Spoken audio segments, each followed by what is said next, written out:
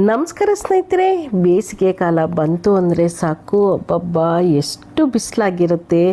ಆವಾಗ ತಣ್ಣಗಿರೋದೇನಾದರೂ ತಿನ್ನಬೇಕು. ಮತ್ತು ನಮ್ಮ ಎನರ್ಜಿ ಎಲ್ಲ ಕಮ್ಮಿ ಆಗಿರುತ್ತೆ. ಬೆವರು ನೀರು ಸುರಿದು ಸುಸ್ತು ಜಾಸ್ತಿ ಆಗಿಬಿಟ್ಟಿರುತ್ತಲ್ವ.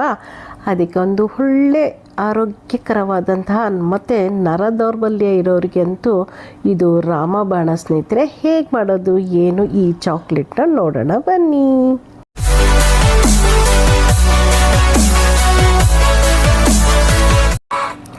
ನೋಡಿ ಸ್ನೇಹಿತರೆ, ಈ ವುಡ್ ಆ್ಯಪಲ್ ಅಂತಾರೆ ಇಂಗ್ಲೀಷಲ್ಲಿ, ಕನ್ನಡದಲ್ಲಿ ಬ್ಯಾಲ್ದಣ್ಣು ಅಂತಾರೆ, ಕೌಟೆಕಾಯಿ ಅಂತಾರೆ, ಹೀಗೆ ಎಷ್ಟೋ ರೀತಿಲಿ ಕರಿತೀವಿ. ನೋಡಿ, ಈ ರೀತಿ ಹಣ್ಣನ್ನು ಮಾತ್ರ ನಾವು ಹುಷಾರಾಗಿ ನೋಡಬೇಕು.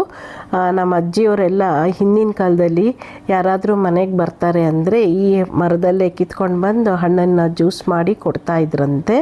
ಇವಾಗೆಲ್ಲ ಸ್ವಲ್ಪ ಚಾಕ್ಲೇಟ್ ಮಾಡೋ ಥರ ಆಗಿಬಿಟ್ಟಿದೆ. ಹಾಗಾಗಿ ನಾನು ಚಾಕ್ಲೇಟ್ ಮಾಡಿ ಕೊಡ್ತೀನಿ. ಯಾವಾಗವಾಗ ಹೋಗಿ ತಿನ್ನಬಹುದು ಅಂದ್ಬಿಟ್ಟು ಚಾಕ್ಲೇಟ್ ಯಾವ ರೀತಿ ಮಾಡಿದೆ ನೋಡಿ ಬನ್ನಿ. ನೋಡಿ, ಇದು ಹುಳ ಇರುತ್ತೆ, ಸಣ್ಣ ಸಣ್ಣ ಹುಳ ಇರುತ್ತೆ. ಚೆನ್ನಾಗಿರೋದನ್ನ ನೋಡಿ ನೀವು ಇದನ್ನು ಬಳಸಬೇಕು. ಮತ್ತು ಪರಿಮಳ ತುಂಬ ಚೆನ್ನಾಗಿರುತ್ತೆ, ಅಂದರೆ ಸ್ಮೆಲ್ ತುಂಬ ಚೆನ್ನಾಗಿರುತ್ತೆ. ನಮ್ಮ ಊರ ಕಡೆಯಲ್ಲೆಲ್ಲ ಜ್ಯೂಸ್ ಮಾಡೇ ಕೊಡ್ತಾರೆ. ನಾನು ಚಾಕ್ಲೇಟ್ ಮಾಡಿ ನಿಮಗೆ ತೋರಿಸ್ತಾ ಇದ್ದೀನಿ. ತುಂಬ ಚೆನ್ನಾಗಿರುತ್ತೆ. ಹೋಗಿ ಬರ್ತಾ ಒಂದೊಂದು ತಿನ್ಬೋದು. ನರ ದೌರ್ಬಲ್ಯ ಅವ್ರಿಗಂತೂ ತುಂಬ ಒಳ್ಳೆಯದು ಸ್ನೇಹಿತರೆ. ಆರೋಗ್ಯಕ್ಕೆ ಅಂತೂ ಇದು ರಾಮನವಮಿಯಲ್ಲಿ ಹೆಚ್ಚು ಮಾಡ್ತೀವಿ ಅಲ್ವಾ, ಪಾನಕ ಆಗಿ.